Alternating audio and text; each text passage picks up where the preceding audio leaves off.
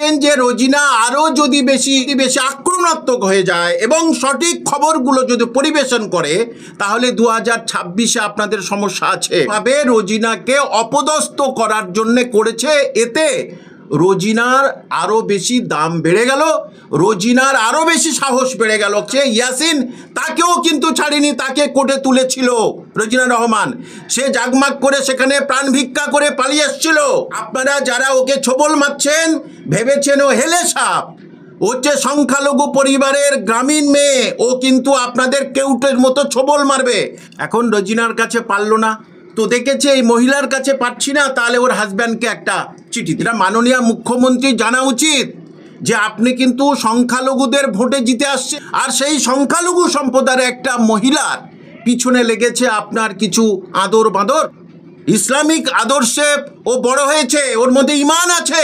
সারা হাইকোর্টের অ্যাডভোকেটরা রোজিনার পাশে আছে, কোনো চিন্তা নেই। ও ইউটিউব বানানটা জানে, কোনটা ওয়াই ওটাও জানে, কোনটা ওই সরি একবার বললেন সরি সরি বানান করতে বললেন, দেখি কি সরি বানান করে ও, কতদূর লেখাপড়া সেটা তো জানি না, এই রাজনীতি করে খায়। শওকত মোল্লাকে বলছি যে এই রকম ভাষা কোনো একটা ইসলামিক কালচারের ছেলের হতে পারে না। যে কথাগুলো বলেছে পাকিস্তানের উগ্রপন্থীর মতো কথা, ওর আর পিঠের চামড়া থাকবে না। কেলানিটা শওকত মোল্লা আপনি খাবেন, শুনে নিন, কেলানিটা আপনি খাবেন। রোজিনার কাছে কোনোভাবেই তারা পেরে উঠতে পারছে না। রোজিনার সাংবাদিকতা, ভাষা, বাগ্মিতাতে এই তৃণমূলের কিছু নিচুতলার দালাল তথা সরকারের হচ্ছে মদতদাতা একটা শ্রেণী, তারা তো এর এই স্পষ্টবাদিতার কাছে হার মানছে বারবার। তো দেখেছে এই মহিলার কাছে পাচ্ছি না, তাহলে ওর হাজব্যান্ডকে একটা চিঠি দিই। এটা কিছু নয়, এটা হচ্ছে কি সেন্স অফ ফিয়ার, মানে যারা করছে তাদের ভয় লেগে গেছে। তথা একজন যে পুলিশের চিঠি গেছে শুনলাম, যে পুলিশ থেকে থ্রু চিঠি গেছে, কিন্তু পুলিশকে অন্তত জানা উচিত যে একজন মহিলা সাংবাদিক সে অত্যধিক স্ট্রাগল করে আজকের এই জায়গায় এসছে। যেটা মাননীয় মুখ্যমন্ত্রী জানা উচিত যে আপনি কিন্তু সংখ্যালঘুদের ভোটে জিতে আসছেন, বিশেষ করে সংখ্যালঘু মহিলারা কিন্তু আপনাকে ভোট দেয় দুহাত ভরে দোয়া করে, আর সেই সংখ্যালঘু সম্প্রদায়ের একটা মহিলার পিছনে লেগেছে আপনার কিছু আদর বাঁদর। আর যে পুলিশ অফিসার বা যে চিঠি দিয়েছে তাকে বলবো যে আপনি ওর বাগ্মিতাটা দেখুন, ওর স্ট্রাগলটা দেখুন। একজন সাংবাদিক সে কথা বলতে বলতে বিভিন্ন জনের সে বাইট নিতেই সে নানা রকম বাইট হবেই স্বাভাবিক, সেখানে আপনাদের অত জ্বলে ওঠার কোনো কারণ নেই। আপনারা এটা ভাবছেন যে রোজিনা আরও যদি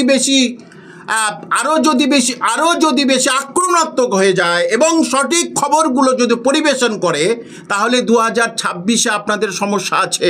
অন্ততপক্ষে রোজিনা যে প্রান্তিক মানুষের যে সমস্ত খবর তুলে ধরছে, অথবা যে খবর বড় চ্যানেলগুলো করতে পারছে না, খবরের ভিতর থেকে খবর টেনে বার করে আনছে রোজিনা রহমান, আর সেই জন্যেই এটা ইচ্ছাকৃতভাবে রোজিনাকে অপদস্থ করার জন্যে করেছে।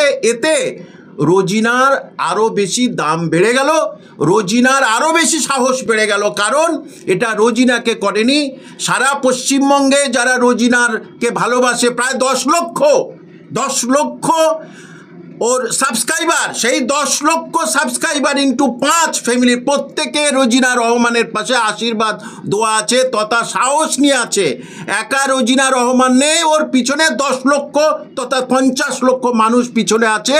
সুতরাং ওর সঙ্গে আবার বেশি বাড়াবাড়ি করতে গেলে এইবারে কিন্তু সমস্ত মিডিয়া তথা মানুষ কিন্তু সরকারকে ধরবে, অথবা যে করেছে, যে এইটা উস্কে দিয়েছে তার উপরে কিন্তু এইবারে মানুষ এবারে খেপে উঠবে। সুতরাং এই রকম ধরনের যে মিথ্যাকে মিথ্যা বলে যাবে, সেই ধরনের মহিলা রোজিনা রহমান নয়। ইসলামিক আদর্শে ও বড় হয়েছে, ওর মধ্যে ঈমান আছে। সুতরাং ও জানে সত্যকে সত্য বলতে হয় এবং চোখে চোখ রেখে। একটা কম বয়সী সাংবাদিক, সে মহিলা, সে চোখে চোখ রেখে একমাত্র কথা বলতে পারে, সে কাউকে ছাড়ে না। প্রত্যেকটা রাজনীতিবিদ যেখানে সে দেখেছে, বিশেষ করে তৃণমূল কংগ্রেসের যারা এদিক ওদিক কোনো রকমের দুর্নীতির মধ্যে আছে, সেখানে কিন্তু রোজিনা রহমান ছাড়ে না। ইভেন মুসলিম যে মাওলানা আছে, কে আছে, ইয়াসিন, তাকেও কিন্তু ছাড়েনি, তাকে কোর্টে তুলেছিল রোজিনা রহমান। সে জাগমাগ করে সেখানে প্রাণ ভিক্ষা করে পালিয়ে এসেছিল। সুতরাং এখানে যারা ওর পিছনে লেগেছে তাদেরও কোর্টে দেখা হবে রোজিনা রহমানের সঙ্গে। সারা হাইকোর্টের অ্যাডভোকেটরা রোজিনার পাশে আছে, কোনো চিন্তা নেই। এবং চিন্তার ভাঁজ আরও বেশি হবে এই সরকারের দুষ্কৃতরা যারা এটা করিয়েছে।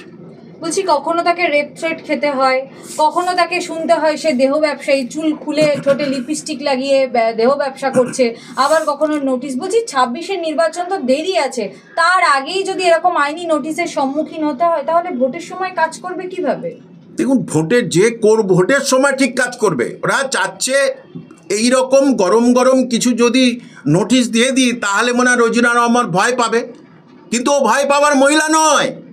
সেই রকম ধরনের কোনো রকমের কোয়ালিটি ওর মধ্যে নেই যে আমি ভয় পাওয়ার মহিলা, এই রকম কোয়ালিটি ওর মধ্যে নেই। ও কেউটে সাপ ছোবল মারবে। আপনারা যারা ওকে ছোবল মারছেন ভেবেছেন ও হেলে সাপ। ও হচ্ছে সংখ্যালঘু পরিবারের গ্রামীণ মেয়ে, ও কিন্তু আপনাদের কেউটের মতো ছোবল মারবে।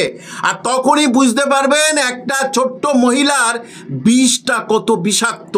শুধু যে বলেছে সে আক্রান্ত হবে না, ওই দালালগুলো, তৃণমূলের কিছু দালাল আছে, তারা কিন্তু আক্রান্ত হবে ওর বিষে। ভাষায় আসলে ওনার মুখ্যমন্ত্রী ওকে কি বলেছিল, তুই তো বোমা মাদিস। তার মুখ থেকে কি ভদ্র নম্র ভাষা পাবেন? ও যে কতটুকু পাস হতো, নদীতে মিন ধরতো, মিন ধরে ধরে সংসার চালাতো। আর সিপিএমের হারমাত ছিল, রাজ্জাক মোল্লার সময় সিপিএমের হারমাত ছিল। সে পাল্টি খেয়ে চলে এসেছে। তার কি জাতের চেঞ্জ হবে? তার কি চরিত্রের চেঞ্জ হবে? তার কি যে বোমা বাদ্য? আমি বলবো কেন, মুখ্যমন্ত্রী বলেছে যে তুই তো বোমা বাঁধিস, তোর ওখানে আবার জীবনতলায় আবার বাসের হবে? হ্যাঁ, তুই তো বোমা বাঁধিস। তাহলে যে বোমা বাঁধে তার মুখ থেকে তো এই ভাষাটা পাবো, কিন্তু ও জানে না যে এখন মানুষ ওর উপরে কত ক্ষিপ্ত হয়ে আছে। ভাঙড়ে দুবার গেছে, ওখানকার কোর্ট আনকোর্ট বলছি, ওখানে শুনলাম দুবার তাড়া খেয়েছে। ভাঙড়ে নওশাদ ভাই 1 লক্ষের বেশি ভোটে জিতবে। আর ও ইউটিউব বানানটা জানে, কোনটা ওয়াই ওটাও জানে, কোনটা ওই সরি একবার বললেন সরি বানান করতে বললেন, দেখি কি সরি বানান করে ও। কতদূর লেখাপড়া সেটা তো জানি না, এই রাজনীতি করে খায়, এই করে তো খাওয়া ছাড়া তোর কিছু নেই। যে সুতরাং ওর যেটা বলেছে, মুখ্যমন্ত্রীর উচিত ওর বিরুদ্ধে অ্যাকশান নেওয়া, কিন্তু মুখ্যমন্ত্রী তো পারবে না, অনুব্রতর বিরুদ্ধে অ্যাকশান নেয়নি। এবং মুসলিম বিরোধী কথা বলেছে, অর্জুন সিংয়ের বিরুদ্ধে নিতেই পারবে না, ভয়ে কাঁপবে। বাবা, বিজেপির বিরুদ্ধে অ্যাকশান নেবো, পারবে না। শুভেন্দুদার বিরুদ্ধে কিছু করতেই পারছে না। শুভেন্দুদা পরীক্ষার আগে বলেছিল যে প্রশ্ন বিক্রি হচ্ছে, কোনো অ্যাকশান নিতে পারেনি। শুধু অ্যাকশান নেবে রোজিনা রহমানের মতো শান্ত, ভুল করে ওদের শান্তভাবে বলে এ করে। সুতরাং শওকত মোল্লাকে বলছি যে এই রকম ভাষা কোনো একটা ইসলামিক কালচারের ছেলের হতে পারে না। যে কথাগুলো বলেছে পাকিস্তানের উগ্রপন্থীর মতো কথা, ওর কথাটা পুরো উগ্রপন্থীর মতো কথা, চালচলন সব কিছু তো ওই রকম ধরনের। কি করে বলে যে ইউটিউবারদের তারা কিছু করার থাকলে ইউটিউবার নামে তুমি চিঠি পাঠাও, আইনি নোটিশ দাও। আর ইউটিউবারের কেলানি খেতে আসলে ও এমন কেলানি খাবে যে ওর গায়ের পুরো হাড়গোড়টা শুধু কঙ্কালটা থাকবে। ও নিজের জায়গায় বসে না, ওই নিজের বইয়ের কাছে বা মেয়েদের কাছে অনেকে হিরো সাজে, ও ওইটাই তাই হিরো সেজেছে আর কি। ওখান থেকে বার হয়ে একটু ভাঙড়ে এসে বলুক, কলকাতা অন্য কোথায় এসে বলুক, ওই কথাটা শুধু বলুক, তাহলে ওর আর পিঠের চামড়া থাকবে না। কেলানিটা শওকত মোল্লা আপনি খাবেন, শুনে নিন, কেলানিটা আপনি খাবেন। আপনি কেলানি দেওয়ার মতো জায়গায় আর আপনার দল নেই। এখন আপনার দল চেষ্টা করছে 26-এর পরে কোথায় গিয়ে দাঁড়াবো, সেইটা চেষ্টা করুন। 26-এর পরে আপনি কোথায় পালাবেন সেইটা আপনি চিন্তা করুন, কারণ মানুষ আর আপনাকে চায় না ওই রকমভাবে যে জনপ্রতিনিধি হয়ে যে ওই রকম না উঁচু হচ্ছে কথা বলে।